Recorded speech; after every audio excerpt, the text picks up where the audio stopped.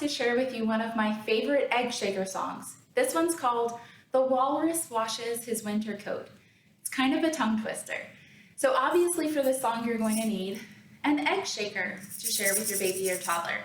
Now if you don't already have an egg shaker at home, you can easily make one if you've got a plastic Easter egg lying around.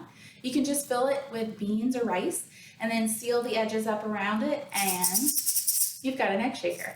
If you don't have an egg shaker or a plastic Easter egg at home, but you've got paper plates, you can put beans and rice inside one paper plate, put another one on top, staple the edges. You might want to put some duct tape around the edges too so that nothing spills out. And you've got like a tambourine type shaker. It'll serve the same purpose, which is to make lots of noise.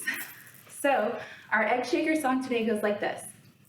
The walrus washes his winter coat down by the wavy ocean.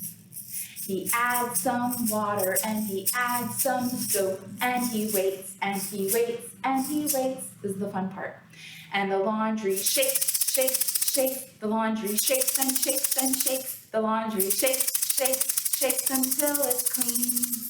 And the laundry shakes, shakes, shakes. The laundry shakes and shakes and shakes. The laundry shakes, shakes, shakes until it's clean. We're going to do it one more time. The walrus washes his winter coat down by the wavy ocean. He adds some water and he adds some soap and he waits and he waits and he waits. We're going to change up this part. This time we're going to spin the laundry. Here we go. And the laundry spins, spins, spins. The laundry spins and spins and spins. The laundry spins, spins, spins until it's clean. And the laundry spins, spins, spins. The laundry spins and spins and spins. The laundry spins, spins, spins until it's clean. Yay!